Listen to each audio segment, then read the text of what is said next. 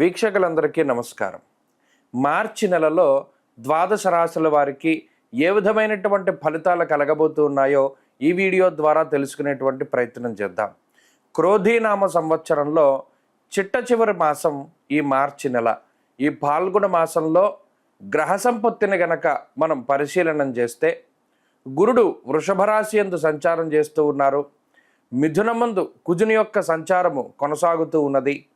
కన్యారాశి యందు కేతుగ్రహం సంచారాన్ని ఆయన కొనసాగిస్తూ ఉన్నారు. అలాగే ఈ నెల మార్చి 15వ తారీఖు వరకు కూడా కుంభరాశి యందు రవి శనేశ్వరుడితో కలిపి సంచారం చేస్తూ 15వ తారీఖు నాడు మీనరాశిలోకి రవి యొక్క ప్రవేశం అనేటువంటిది జరగబోతూ ఉన్నది.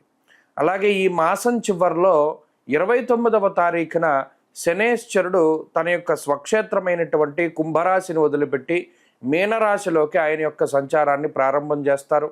అప్పటికే మీనరాశిలో రాహువు, బుధుడు, శుక్రగ్రహాలు మీనరాశిలోని ఈ మాసం ప్రారంభం నుండి తమ యొక్క సంచారాన్ని కొనసాగిస్తూ ఉన్నటువంటి తరుణంలో రవి, శనేశ్వరుడు అలాగే చంద్రుడితోటి కలుపుకొని మీనరాశి యందు ఈ మాసం చివరిలో అనగా 29వ తారీఖు లగాయితూ ఒక 2.5 రోజుల పాటు షష్టగ్రహ కూటమి అనేటువంటిది జరగబోతూ ఉన్నది.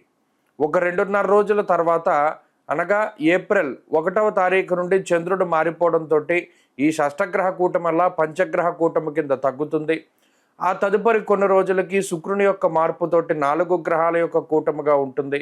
ఆ తర్వాత దాదాపుగా మీనరాశిలో శని రవులు మాత్రమే మిగులుతారు ఈ మాసం చివరికి, అలాగే ఈ మే నెల వచ్చేసరికి.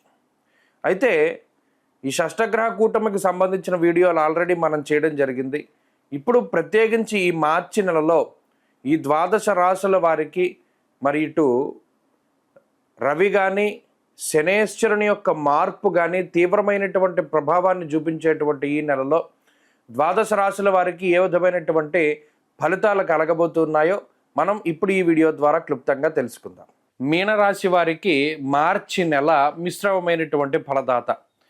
మనం చెప్పుకోవడానికి కూడా చాలా అతి కొద్ది విషయాలే ఉన్నాయి. కాకపోతే ఈ రాశి వారికి ఈ సమయంలో యోగించేటువంటి గ్రహం కూడా ఉన్నది, శుక్రుడు.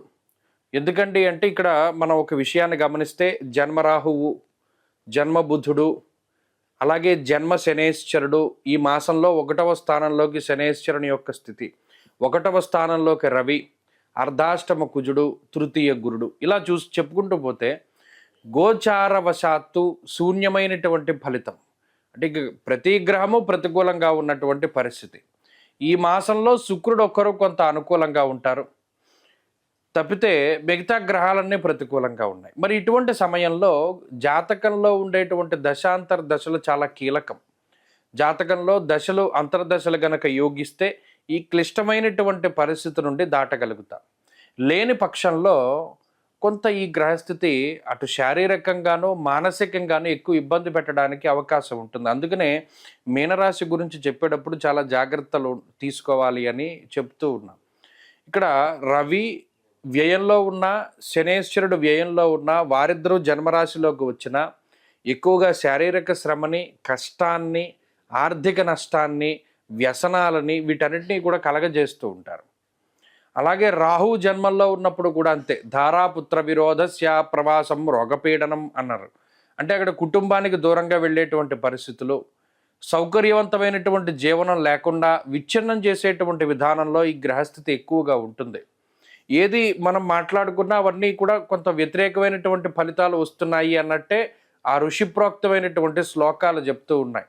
ఇక్కడ ప్రతిదీ ఏది కూడా నా సొంత ప్రయత్నంలో ఏమీ ఉండదు. ప్రత్యేకించి ఈ గ్రహస్థితి బాగాలేదు అని మనం తెలుసుకున్నప్పుడు అంతే, బాగాలేదు అన్నట్టుగానే చెప్తేనే దాని నుండి బయటపడడానికి ఏదో ఒక మార్గం వెతుక్కుంటారు.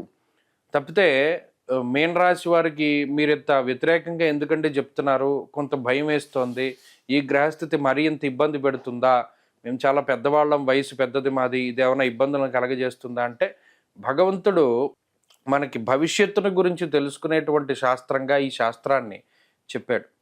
అందులో భాగంగా మరి ఇప్పుడున్నటువంటి గ్రహస్థితి, అందులో 5 గ్రహాలు లేదా 6 గ్రహాలు జన్మరాశిలోకి రావడం ఈ నెలలో చివరిలో జరగబోతూ ఉన్నది. అంత మునుపు రాహువు కానీ బుధుడు కానీ రవి కానీ వ్యయస్థానంలోనూ జన్మరాశిలోనూ శనితో కలుపుకొని 12-1 స్థానాల్లో ఉండడం అనేటువంటిది అంత మంచిది కాదు. ఇది దేన్ని కలగజేస్తుంది? ఆరోగ్య సమస్యల్ని, ఆర్థిక ఇబ్బందుల్ని, మానసిక సమస్యల్ని, ఉద్యోగ సమస్యల్ని, ఇలా ఏది చూసినా సమస్యగానే ఉంటుంది. మరి సరే ఇవన్నీ ప్రాబ్లమాటిక్గా ఉన్నాయి, మనం బయటపడడానికి ఏం చేయాలి అంటే ఒక్కటే, పరమేశ్వరుడి యొక్క ఆరాధన. మీకు ఏదైనా ఉపాసనా బలం ఉంటే ఆ బలం రీత్యా కొంత బయటకు వెళ్ళగలుగుతారు. ఎందుకంటే ఇవన్నీ కర్మానుగతైన ఫలితాలు కాబట్టి, కర్మ సంబంధమైనటువంటి విషయాల నుండి బయటపడాలి అంటే భగవత్ సంబంధమైనటువంటి కార్యక్రమాలని ఆచరించాలి. నిత్యాభిషేకం చేసుకునేటువంటి వారు శివుడికి అవి చేసుకుంటూ ఉండొచ్చు.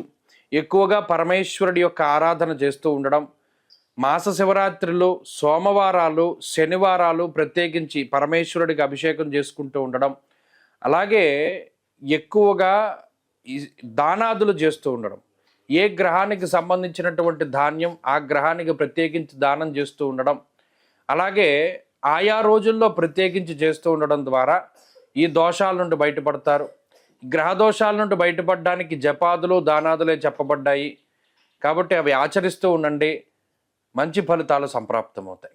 మార్చి నెల 29వ తారీఖు లగాయతు మే 21వ తారీఖు వరకు దాదాపుగా 53 రోజుల పాటు శని రాహువుల యొక్క యుతి మీనరాశి యందు, అందున పర్టికులర్గా పూర్వభాద్ర నక్షత్రం 4వ పాదంలో ఈ 53 రోజుల పాటు శని రాహువుల యొక్క కంజంక్షన్ అనండి, యుతి అనండి, కలయిక అనండి, ఏదైనా సరే ఈ 2 గ్రహాలతో పాటు, అంటే ఇక్కడ షష్టగ్రహ కూటమి కూడా జరుగుతోంది, కానీ మిగతా గ్రహాల యొక్క కలయిక కన్నా శని రాహువుల యొక్క కలయిక, ఈ శని రాహువులతో పాటుగా రవి కూడా మీనరాశిలో ఉంటూ ఈ 3 గ్రహాల యొక్క కలయిక తీవ్రమైనటువంటి ప్రభావాన్ని చూపించబోతూ ఉన్నది. అయితే ఇది ప్రకృతి పరంగా ఇబ్బంది పెడుతూ ఉంటుంది. ఈ షష్టగ్రహ కూటమి వల్ల ప్రకృతి పరంగా వచ్చేటువంటి విపత్తుల గురించి మనం ఆల్రెడీ ఒక వీడియో చేశాం, అది డిస్క్రిప్షన్లో ఉంది. అయితే ఇప్పుడు చేస్తున్నటువంటి ఈ వీడియో ప్రత్యేకించి ద్వాదశ రాశుల వారికి శని రాహువుల యొక్క యుతి వల్ల వచ్చేటువంటి విపరీతమైనటువంటి ఫలితాలు ఏమిటి, ఇందులో కొంతమంది విపరీతంగా లాభపడేటువంటి సందర్భాలు ఉన్నాయి. ప్రత్యేకించి శని రాహువులు కలిసి యోగిస్తే ఓవర్ నైట్ స్టార్స్ అని చేస్తారు ఆ 2 గ్రహాలు కూడా. అంటే ఎలా ఉన్నవాడైనా, ఉదాహరణకి చూడండి, ఈ కుంభమేళాలో కొంతమంది అలాగే ఓవర్ నైట్లో స్టార్స్ అయ్యారు. అంతా పీక్లో శని రాహువులు యోగిస్తే స్టార్డమ్ వస్తుంది. అది ఏదైనా సరే, అంటే ఆర్థికంగా ఉపయోగపడుతుంది, లేకపోతే ఇంకోటి అది ప్రయోజనాన్ని పక్కన పెడితే అంత విపరీతంగా యోగిస్తారు. అలాగే శని రాహువులు ఇబ్బంది పెడితే అంతగానో ఇబ్బంది పెట్టేటువంటి పరిస్థితులు ఉన్నాయి.